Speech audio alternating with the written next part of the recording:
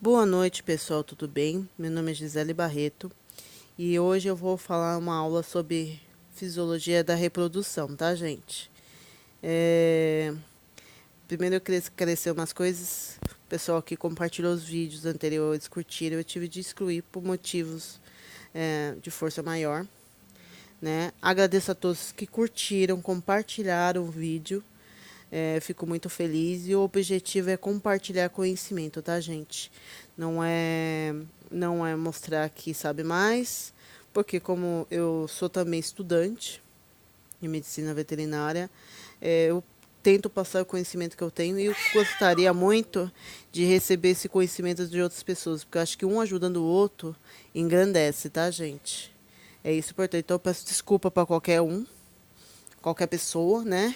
Pelo ocorrido, mas infelizmente teve de acontecer isso, porque era uma live, eu não sei editar, não sei como editar, se tem como editar. Então, para não evitar mais, para evitar mais dor de cabeças, eu excluí o vídeo, tá? Os vídeos, tá bom, gente? Então, a gente vai começar a contar a partir de hoje desse novo vídeo que eu vou postar para vocês sobre fisiologia da reprodução, tá bom, gente? Agradeço a todos e um grande beijo no coração de vocês, tá bom? Vamos começar a aula? Então aqui a gente vai começar. A gente está falando em fisiologia da reprodução, a gente está falando sobre reprodução e os órgãos sexuais da, dos gêneros masculino e feminino, beleza? Então, para a gente começar, a gente tem que falar primeiramente, né, de anatomia. Então, vamos começar primeiro pela anatomia masculina, do sistema reprodutor masculino, tá, gente? Quem quiser, eu mando esses fluxogramas, eu vou compartilhar na página. E quem quiser, eu vou mandar esses fluxogramas para auxiliar em algum estudo, quer ter isso para guardar futuramente. Eu vou mandar os meus fluxogramas, tá bom, gente? E é um conselho para vocês que é essa metodologia de você escrever em fluxograma, ela é muito boa para você relembrar o conteúdo, né? E isso reforça o que você aprendeu. Então, fica legal na hora de você bater o olho para estudar para uma prova, fica muito mais fácil, tá, gente? Então, a gente tem aqui algumas estruturas principais, né? Então, a gente tem o escroto, epidídimo, glândulos anexos, prepúcio, pênis, né? Então, a gente tem várias estruturas aqui. Tem muito mais, mas a gente vai falar das principais, tá, gente? Então, a gente tem a primeira estrutura, que é o escroto, que ele é um prolongamento de pele que promove a proteção, né? O escroto, ele é constituído de pele, tecido conjuntivo e uma fina camada muscular, tá, gente? A segunda estrutura importante do sistema reprodutor masculino é o testículo. Ele é constituído de tubos seminíferos, que são unidades fundamentais, ou seja, são unidades funcionais. Ela que faz a produção do espermatozoide, tá? A gente tem uma terceira estrutura que é o epidídimo, que o objetivo dele é fazer a maturação espermática e armazenamento de espermatozoides, tá, gente? O espermatozoide, quando ele sai do tubo seminífero, ele não tem capacidade ainda de locomoção e nem de fecundação. Então, lá no epidídimo, que é feito essa maturação para que ele tenha a capacidade de se locomover e fecundar. E também faz o armazenamento do espermatozoide já formado. Temos as glândulas anexas, que estão presentes no duto deferente, tá? Elas que vão produzir o fluido seminal, que tem o objetivo de proteção e nutrição do espermatozoide. Então, ela faz um controle de pH, né? Temos o prepúcio, que vai também ter uma ação de proteção, ele recobre a glande do pênis. E a gente tem, propriamente dito, o pênis, que é o órgão sexual. Tá, gente? Então, essa seria a anatomia do órgão reprodutor. Outra coisa que a gente tem de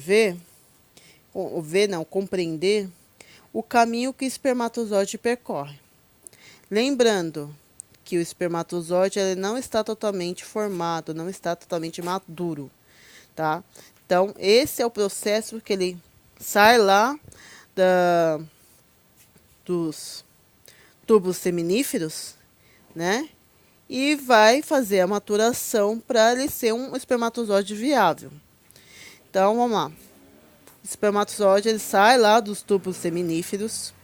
Esses tubos seminíferos, eles, né, a estrutura em si, ela é dividida por septos, que vão dar formato de lóbulos. De você lembrar do rim, o rim ele tem aquele formato de lóbulos, né? É mais ou menos parecido com isso.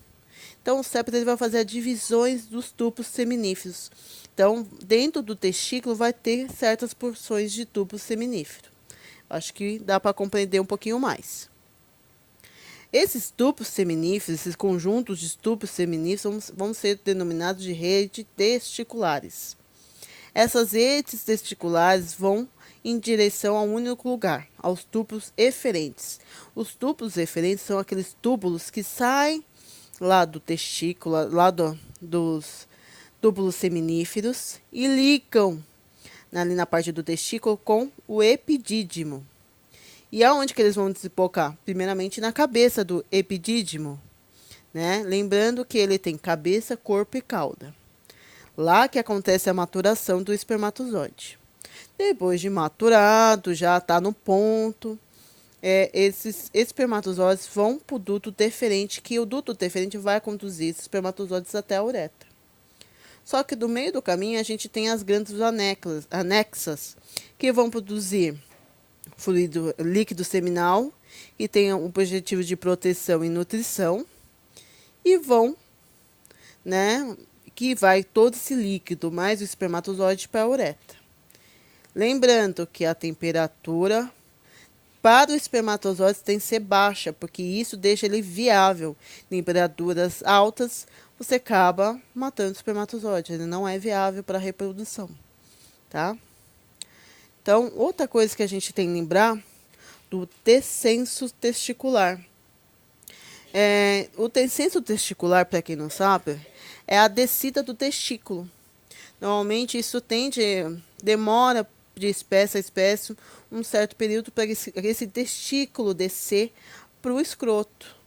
Não, ele pode ter vários problemas, até ter problema de câncer, se não ocorre essa descida do testículo.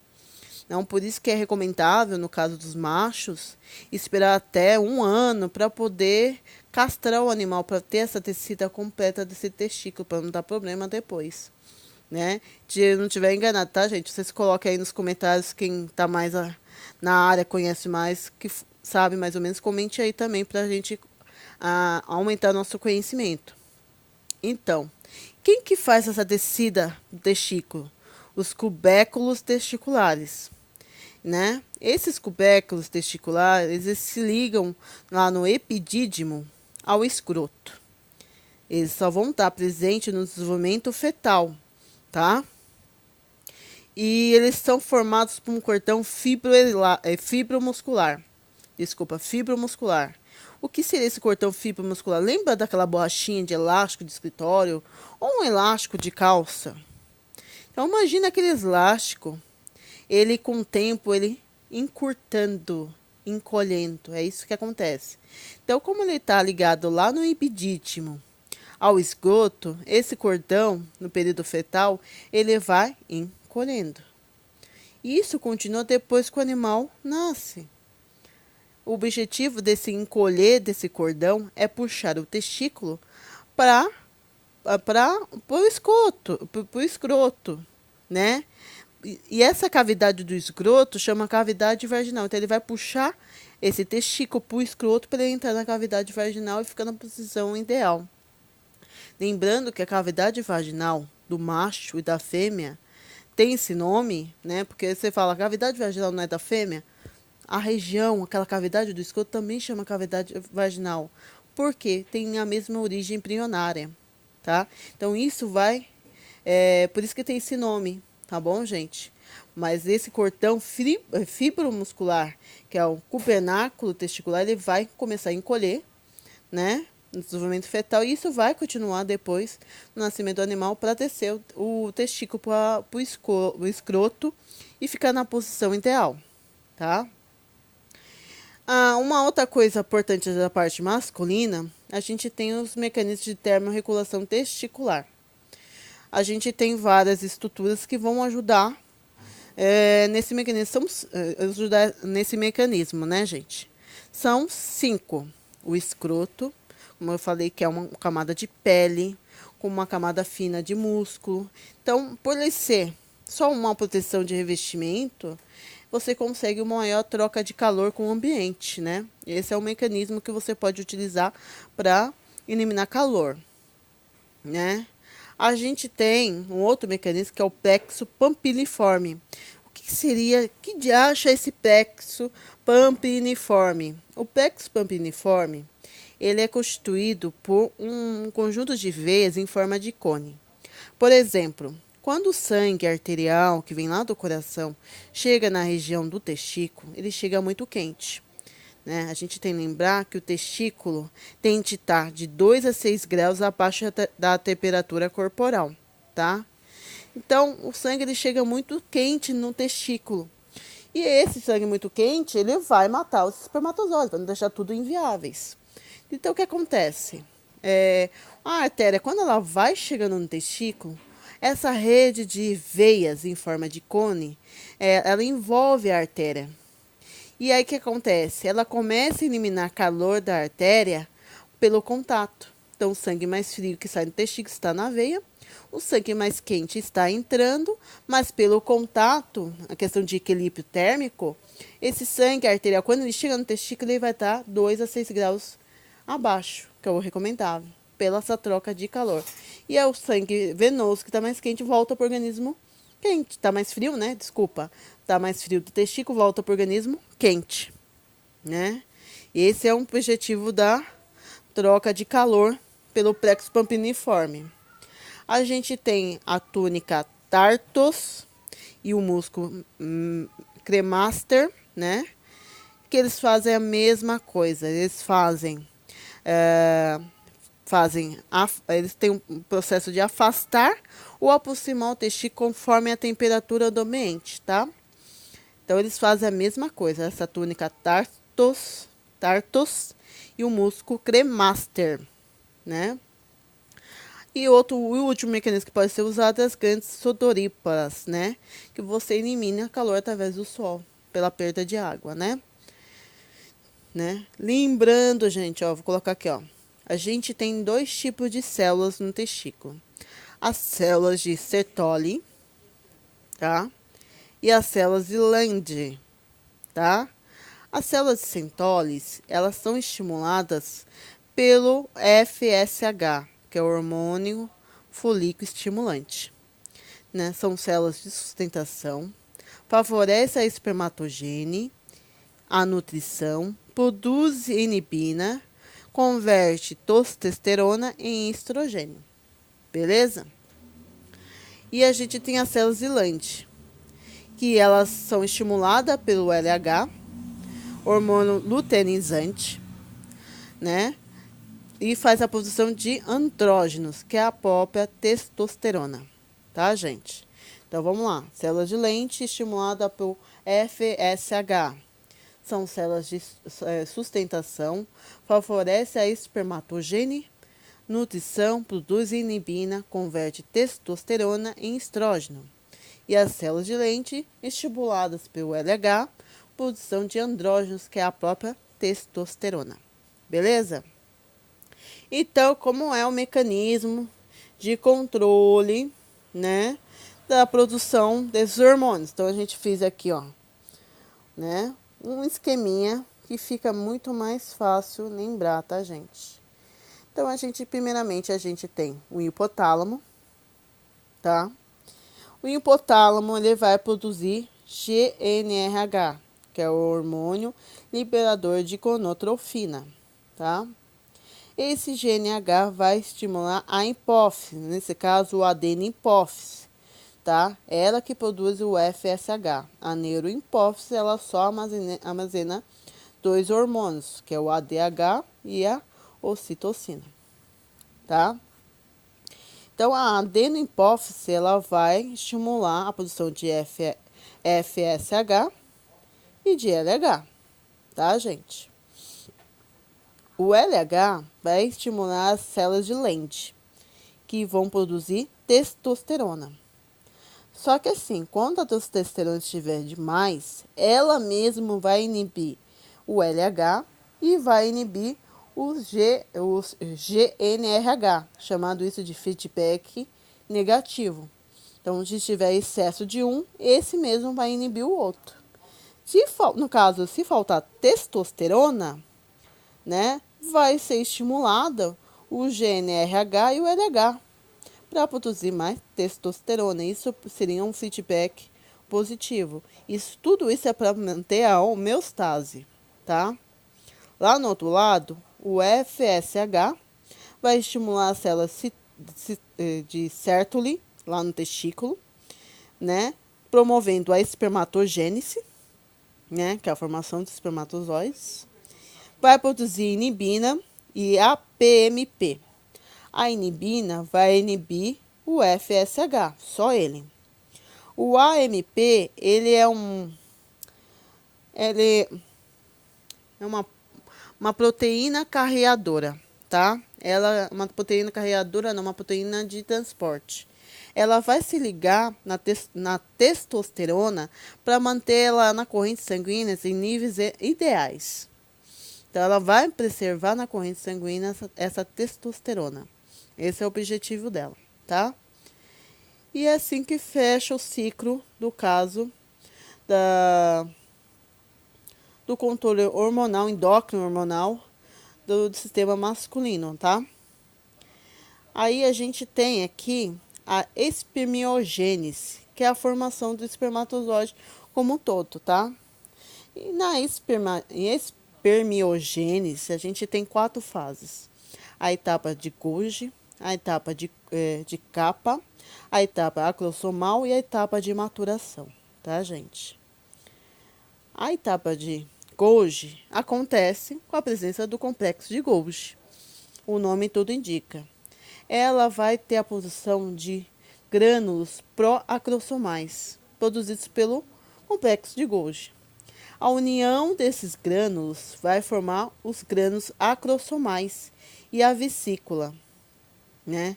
Nesse mesmo processo ocorre a migração dos centríolos para o lado oposto ao complexo de Golgi, tá?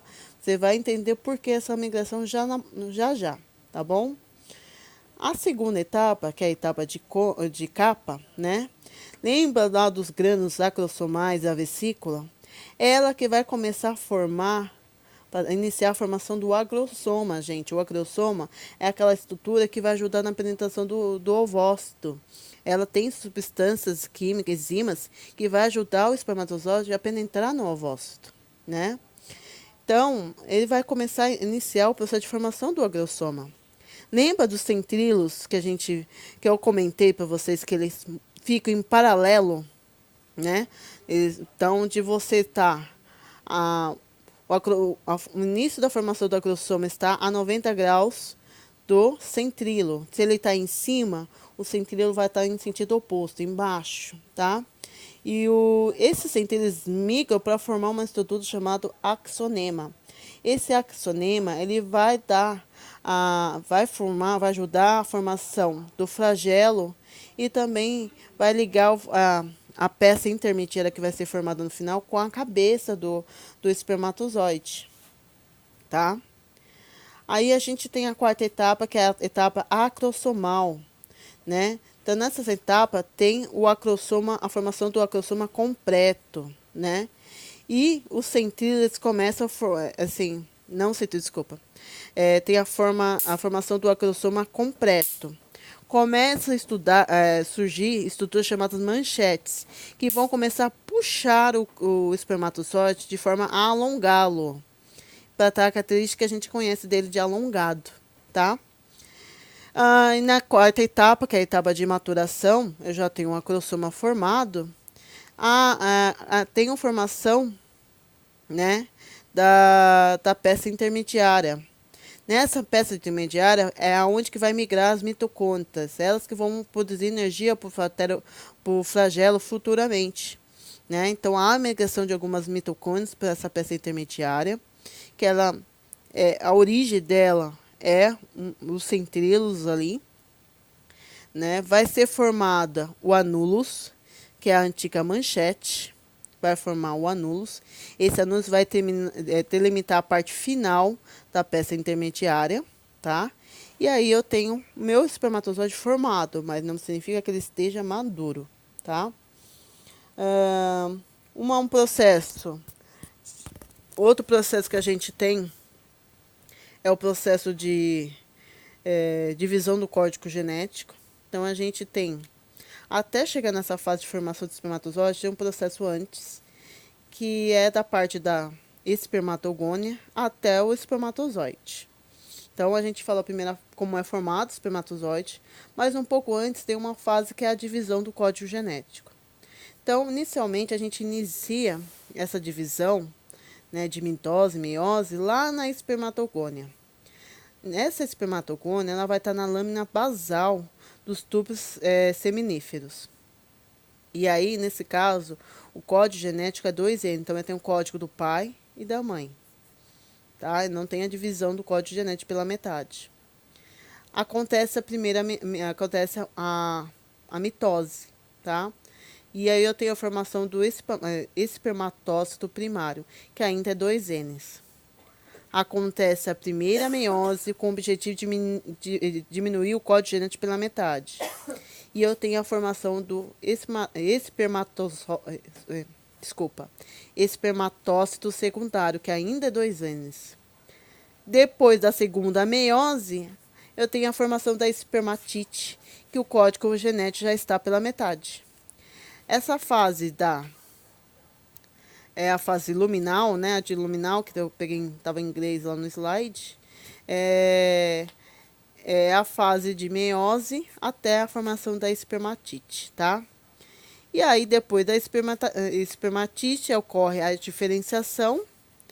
E aí a gente tem o espermatozoide, tá? Deixa eu ver agora pra gente continuar. Deixa eu ver como que eu vou. Tá. Então a gente vai lá, vou pular um pouquinho. Deixa eu ver se eu tenho alguma coisa marcada aqui. Não, tá. Então a gente tem que lembrar de alguns temas também, né? Agora, do sistema reprodutor feminino, né? A gente lembrar que a formação básica, né, do sistema feminino é formada pelos ovários, fípias, infundíbulo, ampola onde ocorre a fecundação, istmo e útero. Beleza? Então, como é a situação, né? No caso, a fêmea não precisa regular a temperatura porque o órgão reprodutor está na cavidade pélvica. Então, não tem como. Não há necessidade de controlar a temperatura como um macho, né? Então,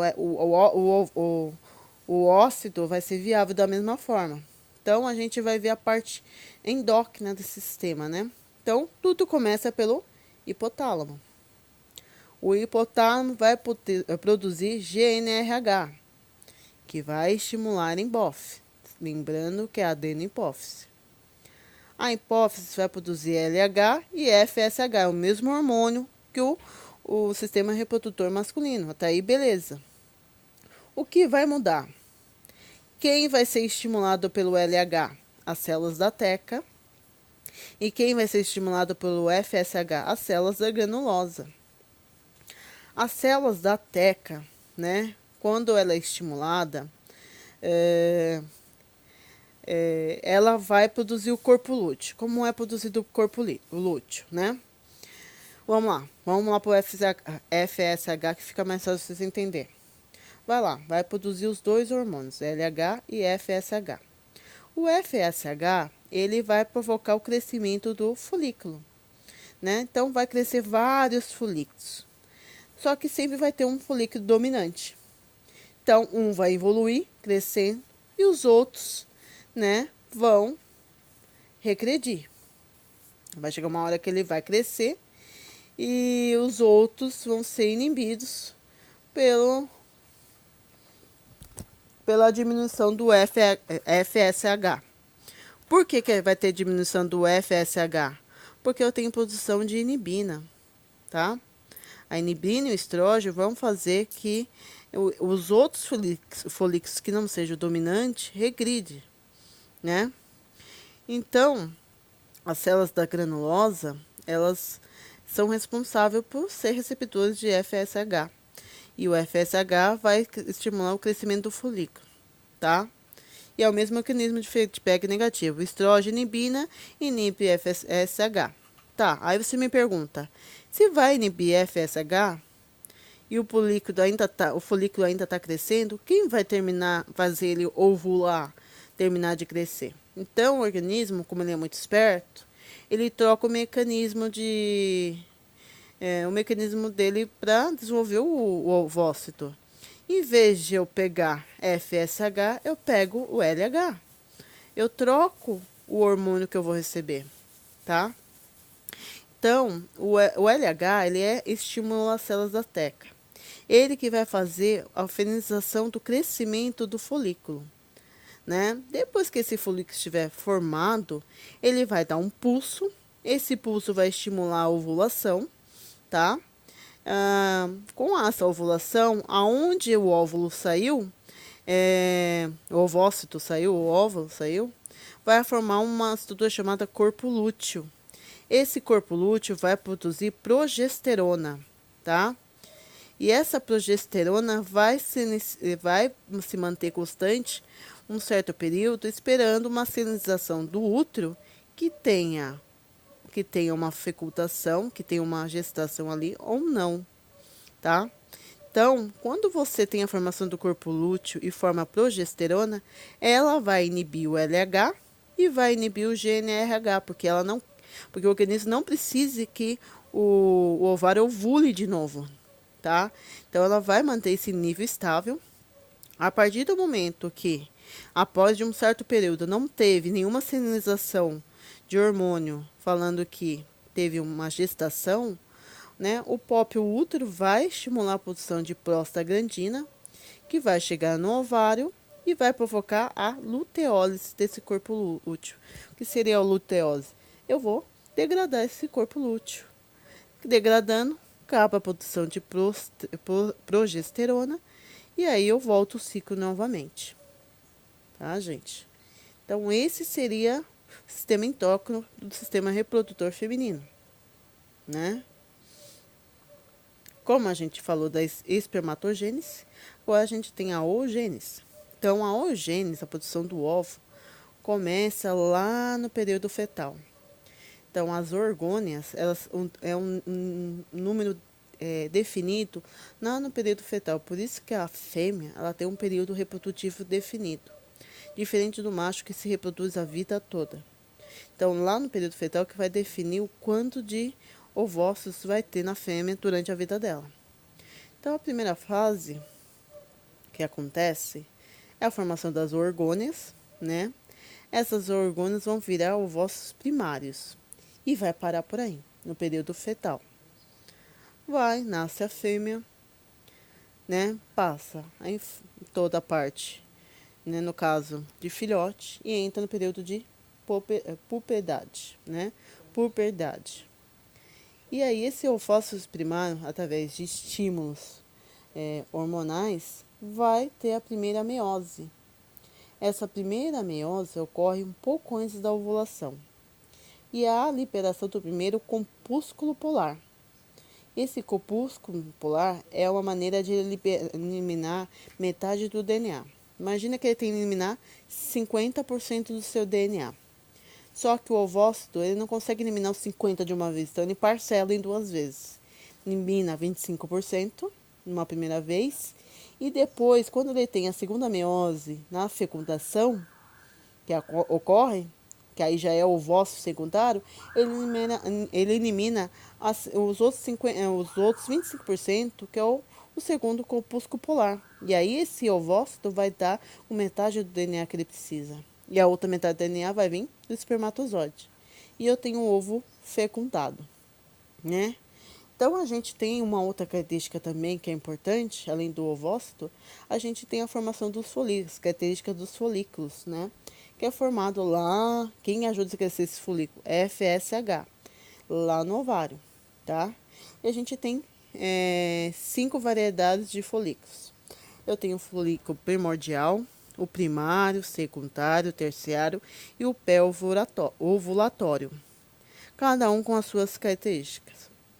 O primordial, ele só tem células foliculares planas, é bem achatadinho mesmo, tá, gente? Não tem receptores de FSH e LH. E ele é formado pelo oócito primário, aqui lá atrás, tá vendo? Tá vendo? E ele é 2N. A partir do folículo primário, ele já tem metade do DNA. Beleza? Ele é formado por células foliculares cuboides e tem a formação da primeira camada da granulose. E ele já responde a alguns estímulos de FSH. O secundário ele já é formado por uma camada de células epiteliais, tá? Já tem a formação da zona pelúcea, característica do oócito, né? O tamanho dele também já aumenta. Tem muito mais receptores de FSH e a formação das primeiras células da teca. Lembrando que a célula da teca é aquela que é estimulada por LH. O terciário tem a formação do âmato folicular. O âmato folicular seria uma cavidade dentro do ócito, tá? Ela vai aumentando porque é tipo um reservatório de estrogênio e fica ali dentro, tá bom? Então, todos os hormônios que são secretados ficam naquele antro, até a ovulação, tá? Já começa bem definida uma diferença da célula da teca para a granulosa e um aumento da secreção de estrógenos, né? De esteroides, né? Desculpa, secreção de esteroides, tá? E o pré-ovulatório, ele está no tamanho máximo, que ele já está pronto para ovular. A atividade dele, secretora, também está máxima. Tem muita liberação de LH e diminuição do FSH. Lembrando que o LH é que vai fazer esse ócito ovular, né? E o antro ele vai estar enorme, porque está cheia de secreção de esteroides, tá? Então, gente, é isso que eu queria passar para vocês, né? Da parte masculina, feminina, endócrina e dar um pouquinho, passar um pouquinho de conhecimento para todos vocês. Espero que vocês tenham gostado e compartilhem, curte, que eu vou ficar muito feliz, tá? Desejo para vocês uma boa noite, um bom dia, uma boa tarde, dependendo da hora que você vê. E agradeço mesmo. Um beijo a todos e muito obrigada.